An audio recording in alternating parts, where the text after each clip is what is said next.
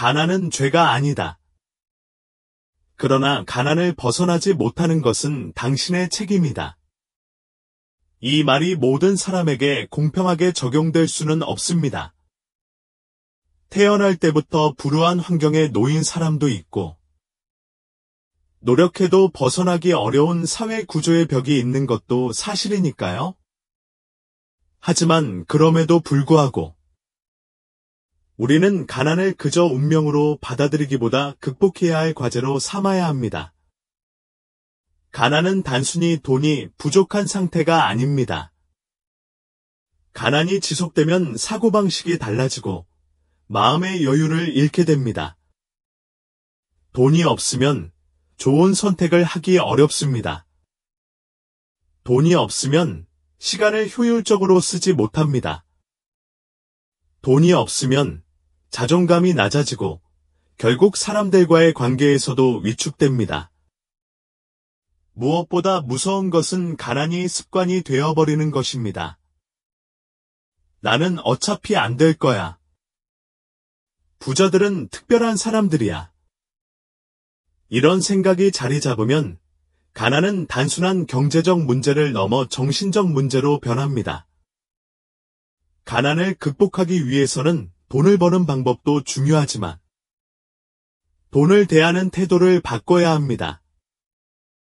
돈을 벌려고만 하면 당장 일당이 높은 일만 찾게 되고 눈앞의 이익에 매달리게 됩니다. 반대로 돈을 관리하고 늘리는 방법을 배우면 시간이 지날수록 경제적 자유에 가까워집니다.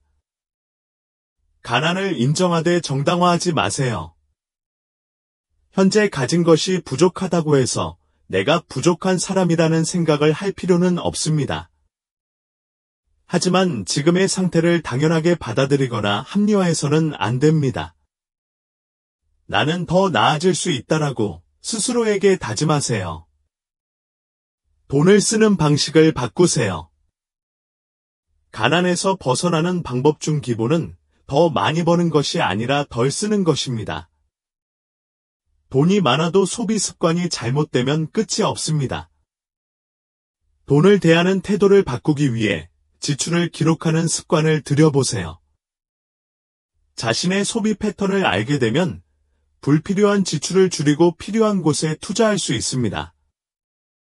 돈을 벌 수 있는 능력을 키우세요. 많은 사람들이 한 방을 노립니다. 로또를 사고, 주식 단타를 하고, 가상화폐로 빠르게 돈을 벌려고 합니다.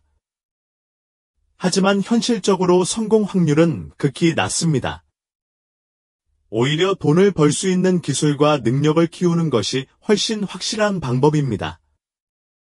글을 쓰는 능력, 사람을 설득하는 능력, 데이터를 분석하는 능력 등 당장 써먹을 수 있는 기술을 익히세요. 지금 당장은 돈이 안 될지라도 3년, 5년 후에는 다른 삶을 살게 될 것입니다. 시간을 아끼세요. 가난한 사람들은 시간을 돈보다 쉽게 씁니다. 게임을 하며 시간을 보내고, SNS를 보면서 하루를 낭비하고, 남의 인생을 구경하다가 자신의 시간을 흘려보냅니다. 부자는 시간이 곧 돈이라는 걸 압니다. 쓸데없는 소비만 줄여도 시간과 돈을 절약할 수 있습니다. 부자가 되는 것은 경제적으로 자유로워지는 것입니다. 가난은 돈이 부족한 상태가 아니라 선택의 자유가 없는 상태입니다. 자신이 원하지 않는 일을 해야 하고, 가고 싶은 곳에 가지 못하고, 하고 싶은 것을 포기해야 합니다. 그렇다면 부자가 되는 목적은 단순한 돈이 아니라 자유를 위한 것이어야 합니다. 원하는 시간에 일어나고, 하기 싫은 일을 하지 않아도 되고, 내 가족에게 더 좋은 삶을 선물할 수 있는 것, 이것이 진짜 목표여야 합니다.